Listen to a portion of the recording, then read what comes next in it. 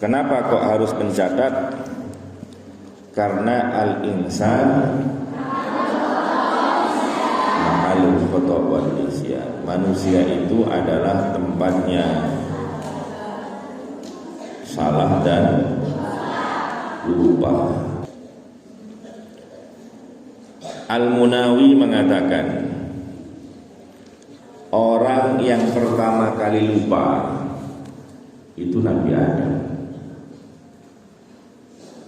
Karena Nabi Adam lupa, maka anak cucunya juga menjadi orang yang pelupa. Walaqad ahidna ila Adam min qablu fanasiya. Jadi Nabi Adam lupa.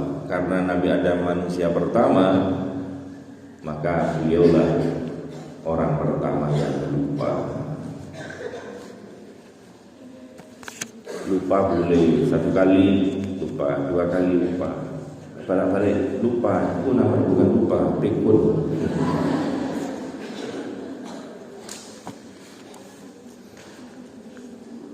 Mencatat atau menulis. Menulis itu satu keahlian.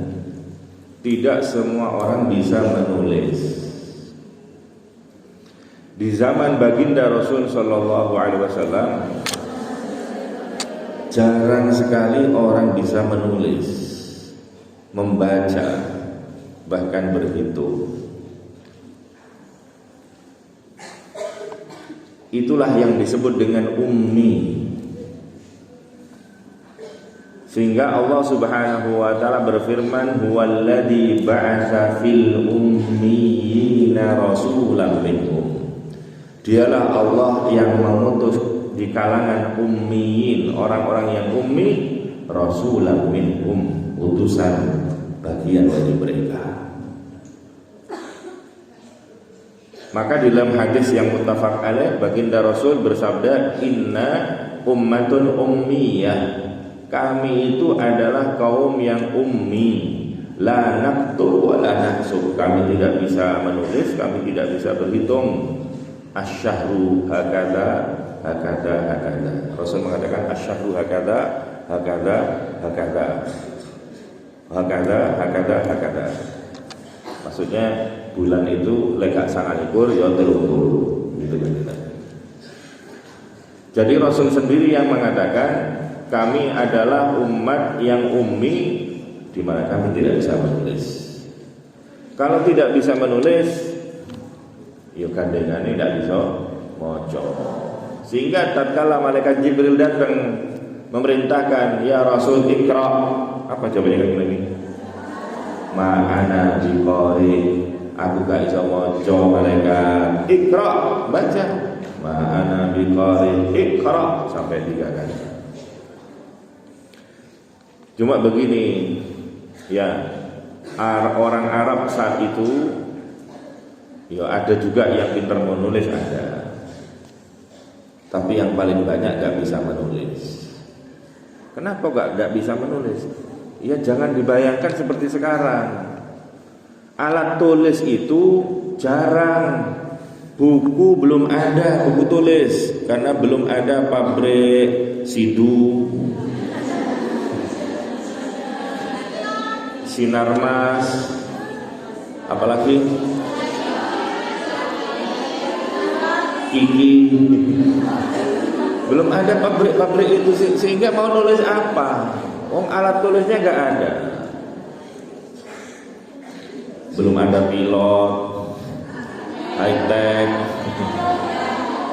snowman, gak ada. Lah karena mereka itu tidak bisa menulis, maka untuk mengandalkan keterangan itu adalah satu-satunya adalah memori, IQ, ingatan. Maka orang-orang dulu itu ingatannya luar biasa. Orang-orang jahiliyah itu menghafal ribuan syair-syair. tanpa harus ditulis sebelumnya. Maka tidak bisa menulis itu bagi mereka bukan aib. Justru saat itu menulis sebagian kalangan itu dianggap aib. Kenapa? Kalau menulis berarti ingatannya lemah, khawatir lali ditulis. Lalu audionya tinggi, dia tidak mungkin lupa, ngapain menulis, kan begitu. Sifat ummi kalau dinisbatkan kepada Kanjeng Nabi itu sifat yang positif. Tapi kalau dinisbatkan kepada umatnya itu sifat yang negatif. Rasul kenapa tidak bisa membaca menulis? Karena Kanjeng Nabi dituruni Al-Quran. Kalau Rasul pintar baca tulis, maka orang-orang menuduh Al-Quran itu jiplakan, contekan dari kitab-kitab terdahulu, Injil, Zabur, Taurat, dari kitab terdahulu. Itu Rasul ngerepek. Loh, Kanjeng Nabi gak bisa baca, gak bisa tulis, ngerepek dari mana? Dari Hongkong. Coba sekarang kamu ujian ya, begitu ujian akhir, ujian nasional, kata gurunya gak apa-apa, kamu ngerepek gak apa-apa, tak kasih buku ini, tapi ngerepeknya hanya dari buku ini, gak boleh dari buku yang lain. Ini buku ini, tak kasih buku ini. Kamu boleh ngerepek dari buku ini. Tapi bukunya ini buku berbahasa Jepang. Bisa kira-kira ngerepek? Ngerepek apa? Enggak langsung moco, langsung tulis. Maka tuduhan bahwa Al-Quran itu adalah jiplakan, tuduhan yang mengada-ngada. Jadi Allah mendesain sudah seperti itu, supaya orang tidak menuduh Al-Quran itu palsu, Al-Quran jiplakan. Tapi kalau umatnya gak bisa nulis, kebahagiaan. Kata Bang Haji, darullah.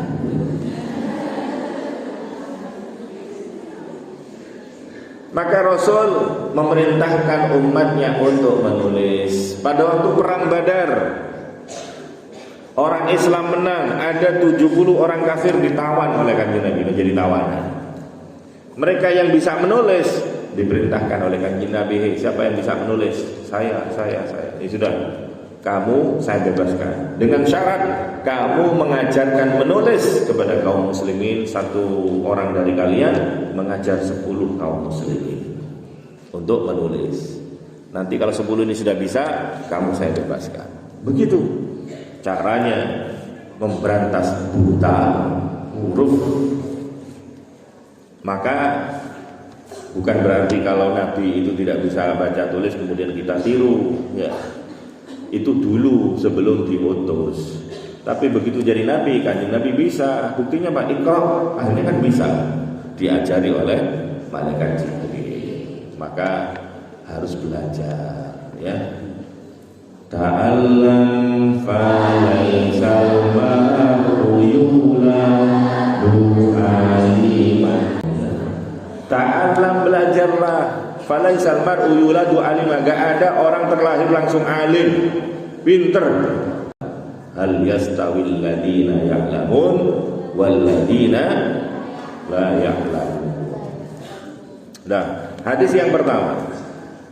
Ada orang dari kaum Ansor duduk di dekat Nabi mendengarkan hadis.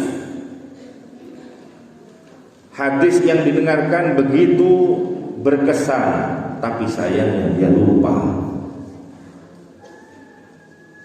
Jadi gigih tapi boten kepanggih. Akhirnya karena dia sering ngaji sama Kanjeng Nabi, tapi ngaji habis itu lupa. Akhirnya ia melaporkan hal ini kepada Kanjeng Nabi, mengadukan hal ini kepada Kanjeng Nabi. Ya Rasulullah, inni asma'u minkal hadis fayujibuni wala ahfadhu. Ya Rasul, aku banyak mendengar hadis dari engkau, aku takjub, hadisnya sangat bagus, namun sayangnya aku tidak menghafalnya. Maka baginda Rasul kemudian bersabda, ista'in biyaminik, sambil Rasul berisyarah kepada tulisan. Ista'in biyaminik, maka jadikanlah tangan kananmu itu menjadi pertolongan atas hafalanmu. Artinya apa? Lek ngaji ku cateten, tulisan. Ojo dirungu tok. Lek dirungu kuatir bungen tuwa mlebu kuping tengen metu kuping. Jadi dicatat. Pada hadis yang kedua diriwayatkan dari Abdullah bin Amr bin As qala ya Rasulullah, Rasul bersabda qayyidu al-ilma, ikatlah ilmu-ilmu, talenono ilmu iku. Kemudian Abdullah bin Amr bin As bertanya, ya napa ya Rasul cara menalikannya, mengikatnya, wa ma taqiduhu? Maka Rasul mengatakan kita batu, mengikat ilmu itu dengan cara mencatatnya, menuliskannya. Maka ilmu itu harus dicatat. Jangankan ilmu, kalau kamu ngutangi kepada teman kamu, ada teman kamu butuh uang, aku butuh uang pinjaman piro 100.000, akhirnya sama kamu diberikan pinjaman. Kira-kira mungkin nggak sampean yang meminjami uang itu lupa? Hah? Kalau yang berhutang mungkin lupa. Yang ngutangi sampean sing ngewe duit lupa apa enggak? Sulit untuk lupa, pasti diingat. Soalnya mesti lek gurung bayar iki janjine wulan iki. Kok bisa bulan meneh, bulan ngarep, bulan. Tapi pasti eling, enggak pernah akan lupa. Perkara yang enggak akan lupa kayak begitu saja itu disuruh dicatat sama Allah Subhanahu wa taala. Allah, bukankah Allah memerintahkan orang yang beriman kalau engkau mengadakan hutang piutang dalam waktu yang ditentukan atau dengan tempo faktubu, maka tulislah. Nah kalau urusan hutang saja suruh menulis, bagaimana dengan urusan ilmu? Maka ilmu itu lebih patut untuk ditulis, karena ilmu itu lebih mudah untuk lupa. Karena apa? Karena katanya Imam Malik, di satu keterangan itu katanya Imam Syafi'i, bahwa ilmu itu bagaikan binatang buruan. Al-ilmu saydun, ilmu bagaikan binatang buruan, wal kitabatu qaiduhu, sementara mencatatnya itu ibaratkan talinya. Qayyid suyudaka, ikatlah binatang buruanmu bil hibali dengan tali al-wathiqah yang kuat.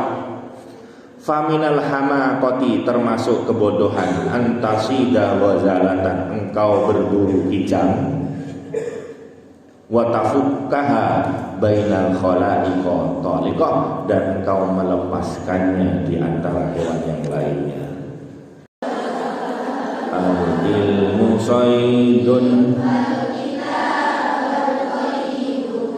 qayyid suyudaka bil hibalil wathiqah faminal hamaqati wa tafukkaha bainal khalaiqi taliqah.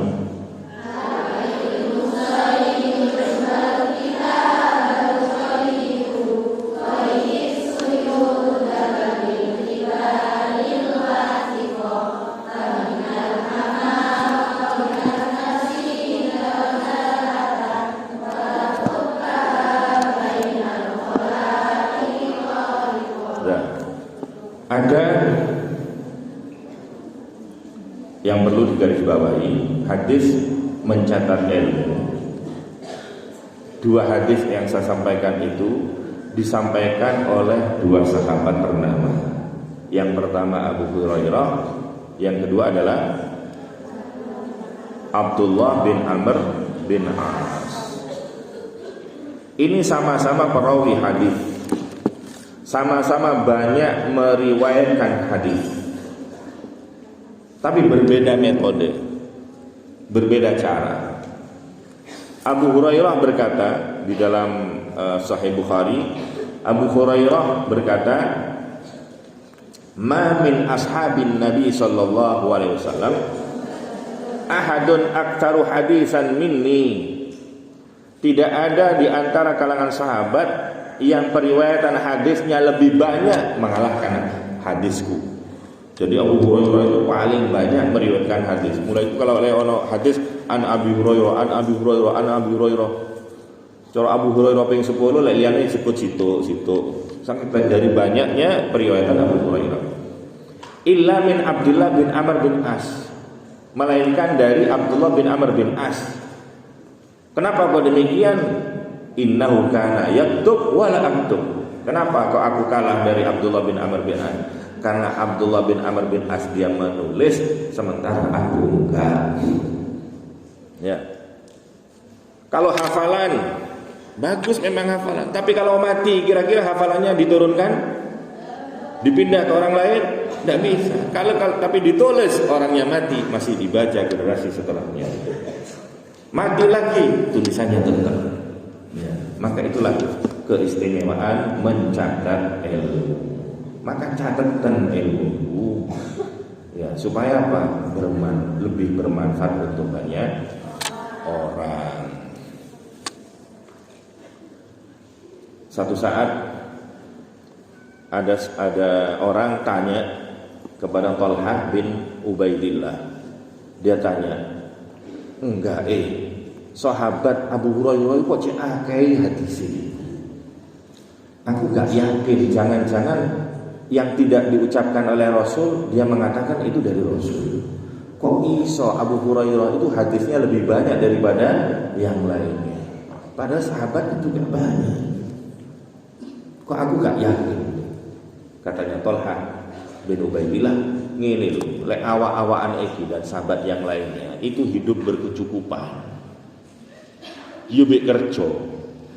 Dadi lek sowan nang Kanjeng Nabi diluk mulai. Sowan nang Kanjeng Nabi diluk mulai. Bareng Abu Hurairah itu wonge melarat. Tapi semangat ngajinya tinggi, gak kerja. Lah opo? Ngintil tok nang Kanjeng Nabi. Kanjeng Nabi kemana? Mandi, apa namanya dihafalkan. Apa yang disabdakan dihafalkan. Jadi meskipun podo-podo sahabat Kanjeng Nabi, Abu Hurairah lebih banyak hadisnya. Kenapa? Abu Hurairah tidak disibukkan oleh pekerjaan-pekerjaan. Maka kenapa kalau kamu ngaji nggak boleh pegang HP? Ya. Kenapa? Supaya tidak disibukkan pekerjaan yang lainnya. Supaya seperti Abu Hurairah, meskipun bergaul dengan Kanjeng Nabi lebih singkat daripada sahabat yang lain, tapi hadisnya paling banyak.